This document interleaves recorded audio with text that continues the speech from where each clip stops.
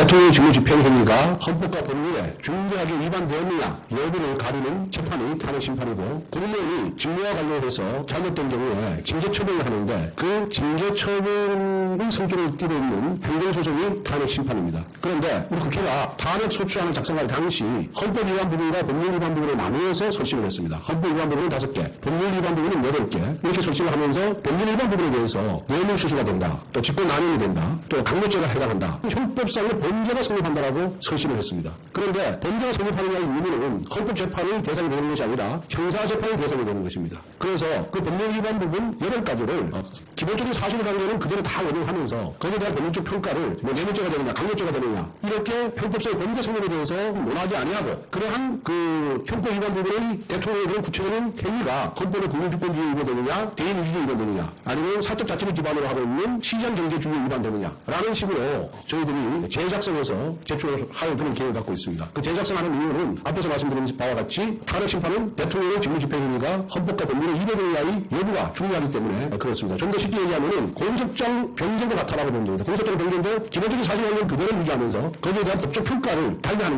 것입니다. 그렇기 때문에 국회 탄핵 소추 의견처럼 국회 제적의원 3분의 이상을 찬성할 필요 없고, 이거는 탄핵 소추 의견과 대리인단이 얼마든지 그 준비서면 작성해서 제출할 수 있다라는 말씀을 드립니다. 헌재 처장님, 이렇게 이 권성동 당시 법사위원장이 탄핵 일타 강사 권성동에서 지금 내란 일타 공범 권성동으로 탈바꿈했습니다. 범죄 성립하느냐 유무는 헌법재판이 아니라 형사재판이 하는 거 맞습니까? 헌재 처장님, 방금 권성동 당시 법사위원장께서 범죄 성립하느냐 유무는 헌법재판이 아니라 형사재판에서 하는 거라고 하잖아요. 맞죠? 헌재도 같은 입장이시죠? 범죄 성립 여부는 그 법원에서 판단을 합니다. 그렇죠. 박근혜 탄핵 당시 의결한 탄핵소추 의결서에 있는 뇌물죄 등 범죄 성립 여부가 있었고, 헌법재판 과정에서 수정한 선례도 있죠. 그게 제 기억으로는 준비 서면을 통해서. 그렇죠. 처장님 그때 헌재 근무하셨었잖아요. 계속 쭉 근무해 오셨고. 예. 그러면 방금 권성동 원내대표가 국회 재의결 과정 필요 없다라고 했습니다. 탄핵소추 사유서 재정리가 단순히 공소장 변경하는 것과 똑같다라는 주장에 동의하십니까?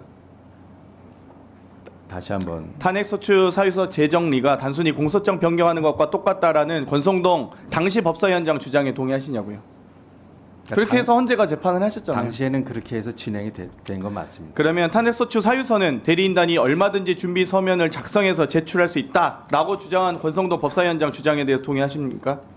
그 당시에는 그런 주장에 따라서 진행이 된 걸로 지금 이 권성동이 권성동을 저격하고 있는데요. 과거를 외면한 채 지금 뭐 찐빵 없는 찐빵이다, 뭐 무효다 이렇게 주장하고 계십니다. 근데 이런 억지 주장에 대해서 계속 무시하실 게 아니라 헌재가 공식적 입장을 내시면 안 됩니까? 입장 표명하실 생각 있으신가요? 아니면 계속 이렇게 권성동 원내대표 발언을 무시하실 건가요? 위원님, 아까도 말씀드렸지만 지금 바로 그 문제 때문에 그 현재 진행 중인 심판에서 다투어지고 있는 거 알겠습니다. 아니겠습니까? 네. 그래서 그 부분에 대해서는 재판부의 차후에 판단을 위원장께 답변 신청하십시오. 네, 예. 알겠습니다. 네. 계속 그 원론적인 답변만 하고 계셔서요. 천대엽 법원행정처장님, 법원이 공수처에 체포영장 발부한 이유가 뭡니까? 공수처에 내란죄 수사권이 있다고 본 거 아니겠습니까? 일단 그 해당 판사 재판부의 입장은 그랬던 것 같습니다. 그렇죠. 방금 뭐 위원님께서 이제 공수처법 31조 재판 관할에 대한 부분 언급하셨어요. 뭐 중앙지법에서 공소를 제기할 수 있는 부분이고, 하지만 그럼에도 불구하고 이 범죄의 진화, 증거의 소재지, 또 피고인의 특별한 사정에 대해서 관할 법원에 공소 제기할 수 있다. 다만 이 다만에 대한 단서 규정이 있잖아요. 31조에 뭐 공수처법까지 아시진 모르겠지만, 근데 공수처장님이 공수처법도 제대로 잘 모르시는 것 같아서 안타깝습니다. 그러면 김석호 법무부 차관님, 공수처에 내란죄 수사권이 있다는 것에 대해서 법원의 판단이 있었는데 그 법원의 판단을 부정하시진 않으시죠? 지난번 체포영장 발부만 놓고 보게 되면 수사권이 있다는 걸 전제로 발부된 것으로 판단하고 있습니다.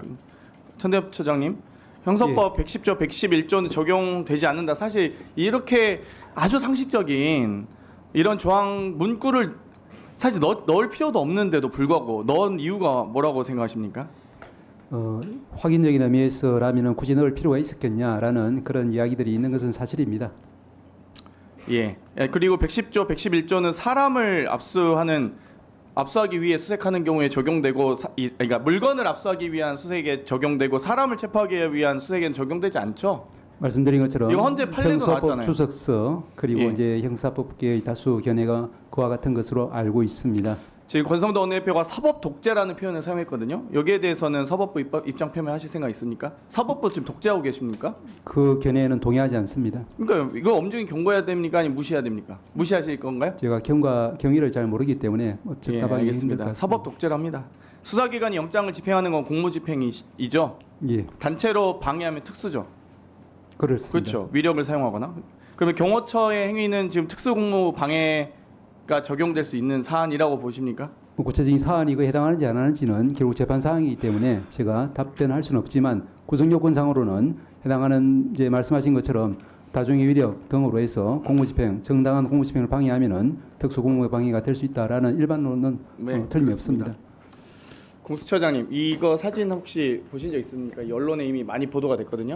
1월 5일 아침 한강직역 앞, 이 많은 시민들이 이 추위와 눈보라 속에서도 이렇게 앉아 있습니다. 네, 뭐 가슴이 먹먹해지지 않으세요? 그러한 사정은 저도 언론을 통해서 많이 봤습니다. 내가 공수처보다 여기 더 오래 있었다. 겨우 몇 시간에 또 포기하기, 이런 시민들의 간절한 염원이 있습니다. 그리고 경찰에 협조하실 때도 공조본 형태로 하는 게 아니라 행정절차법 제8조 행정응원이라고 있지 않습니까? 아니 대검도 경찰청에 어떤 수사협조를 요청할 때 대검 차장이 경찰청 차장 만난다는 거예요. 공수처는 뭐가 그렇게 뻣뻣하게 뭐 당연합니까? 행정응원 요청할 때 조금 더 사람이 정성을 가지고 하시면 안 됩니까? 이렇게 정성을 가지고 추위에 떠는 사람들도 있는데요. 잘 알겠습니다. 아니 이거 행정절차법 있잖아요. 아시잖아요. 저도 아는데, 법조인이 아닌 저도 아는데 참 안타깝습니다. 협조를 많이 하셨다고 하는데 저도 이거 바로 체포하십시오. 두세 명만 연행하셨어도 경호처 직원들 두세 명만 연행했어도 바로 무너졌을 겁니다. 잘 알겠습니다. 3차까지 진입한 게 중요한 게 아니라 1차에서 바로 두세 명 연행하셨어야죠. 3차까지 안 들어갔어도 됩니다. 1차에서 연행하셔서 2차, 3차 체포하러 갈 때 또 있으면 또 연행하겠다. 엄중하게 권고하세요. 왜 법치를 공수처장이 무너뜨립니까? 그러한 각오로 제2차 집행에 대한 마지막이라는 생각으로 저희들 준비하겠습니다. 꼭 연행하십시오. 경호처 직원들 다. 네, 수고하셨습니다. 다음 장동혁 의원님.